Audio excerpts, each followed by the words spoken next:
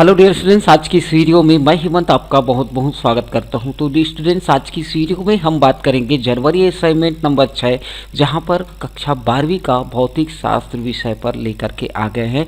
अगर इस चैनल पर आप पहली बार है तो इस चैनल को सब्सक्राइब करने के साथ साथ ऑल नोटिफिकेशन बेल की आइकन को दबाना न भूलें, ताकि जब भी मैं कोई नया वीडियो अपलोड करूँ तो इसकी जानकारी सबसे पहले आप तक मिल जाए।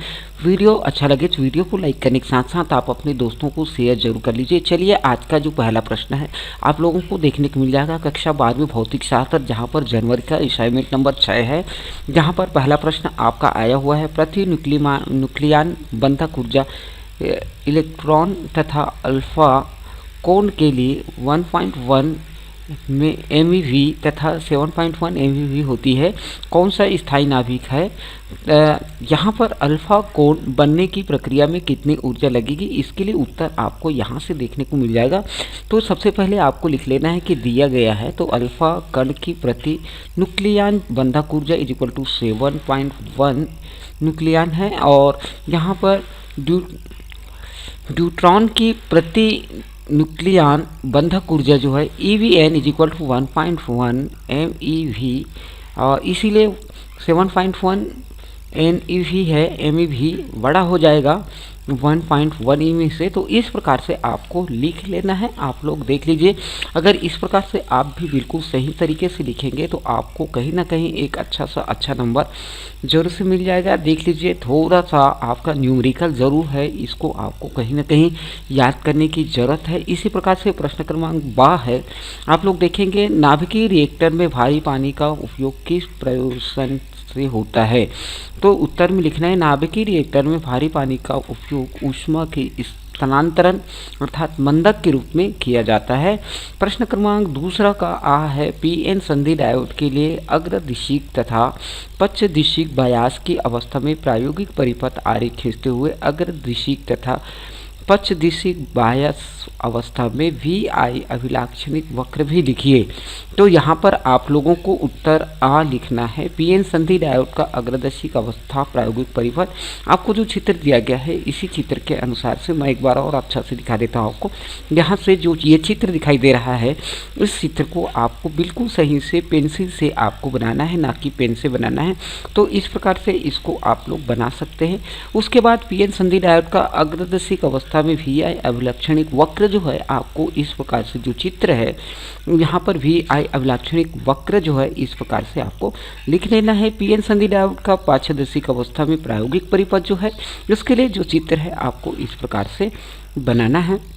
देख लीजिए, PN संधि डायोड का पारदर्शिक अवस्था में VI अभिलाक्षणिक वक्र जो है इस प्रकार से आपको चित्र जो है बना लेना है। उसके बाद प्रश्न क्रमांक दूसरा का बा जो आ जाता है, PN संधि डायोड का P अर्धचालक पर 10 वोल्ट विभवांतर आरोपित है, अतः अंत संधि डायोड D उत्क्रम अभिनत में होती है। तो यहाँ पर प्रश्न क्रमांक 3 में आप लोग यहाँ पर देख लीजिए, लॉजिक गेट क्या है, आपको निम्न के चित्र से आपको दर्शाना है। तो लॉजिक गेट क्या है, इसको सबसे पहले आपको परिभाषित करना होगा। लॉजिक गेट उस अंकीय परिपथ को कहते हैं जो निवेशी और निरसत उल्टाओं के मध्य एक निश्चित तार्किक संबंध का पालन करता है। इसके लिए जो चित्र है आपको कुछ इस प्रकार से चित्र बना लेना है।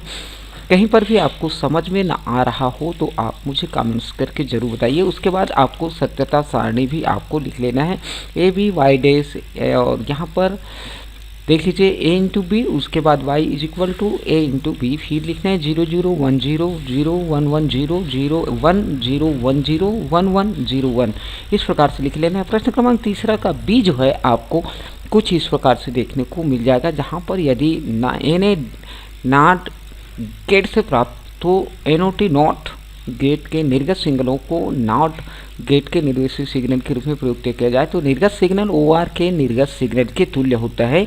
तो यहाँ से आप लोग देखेंगे कि ये जो डायग्राम यहाँ पर जो फार्मूला है उस फार्मूला को आपको लगा लेना है। प्रश्न क्रमांक चौथा जो है, आयाम मॉडुलम क्या है, इस पर देख लीजिए।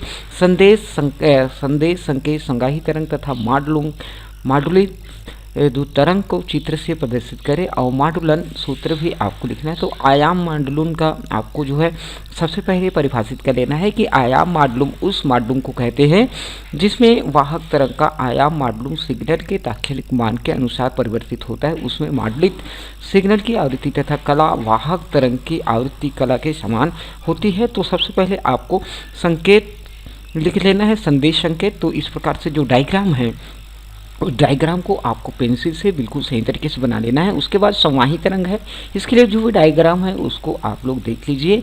माडुलम सूचकांक का सूत्र जो है माडुलम सिग्नल का आयाम बटे वाहक तरंग का प्रारंभिक आयाम। तो इस प्रकार से mu is equal to AM/AC आपको लिख लेना। और प्रश्न क्रमांक 6 और आखिरी प्रश्न जो है NPN ट्रांजिस्टर की क्रियाविधि समझाइए। किसी ट्रांजिस्टर परिपथ में संग्राहक वोल्टेज की स्थिति देखकर जब आधार धारा 100 म्यू ए बढ़ाई जाती है तो संग्राहक धारा 2NA बढ़ जाती है। तो यहाँ से उत्तर लिख लेना है। जो भी डायग्राम है इसको आप बिल्कुल सही से इसी प्रकार से बना लेंगे। तो उत्तर में देख लीजिए एक बार फिर से, यहाँ पर NA ट्रांजिस्टर की क्रियाविधि जो है आपको इस प्रकार से जो चित्र दिख रहा है वो चित्र को आपको बनाना है।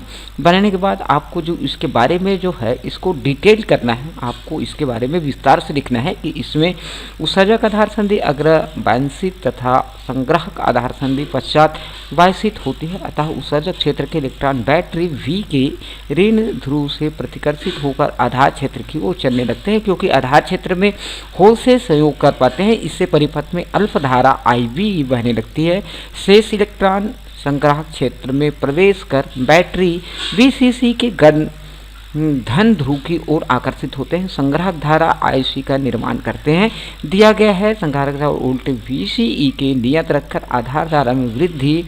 यहाँ पर आपको जो फार्मूला दिया गया है उस फार्मूला को आपको अच्छे तरीके से लिख लेना है। तो इस प्रकार से अतः CE विधा में ट्रांजिस्टर का धारा प्रबंधक गुणांक जो है VSC इज इक्वल टू, यहाँ पर आपको जो दिया गया है उसको आपको इस तरह से बिल्कुल सही तरीके से आपको लिख लेना है। देख लीजिए तो VSC इज इक्वल टू 20 हो जाएगा, यही इसका आंसर हो जाता है। इस प्रकार से हमने आप लोगों को प्रश्न 1 से लेकर 5 तक के जो इसका आंसर है उसको देने का प्रयास किया। ये कहीं ना कहीं आपको बहुत ही अच्छा सुविधा या हेल्पफुल हो सकता है। ये वीडियो कहीं पर भी आपको समझ ना आ रहा हो तो आप मुझे कमेंट्स करके मुझे ज़रूर से बताइए। चलिए आज की इस वीडियो में इतना ही, और किसी अच्छे कंटेंट के साथ फिर से मिलेंगे। जब तक के लिए जय हिंद, जय भारत, जय छत्तीसगढ़।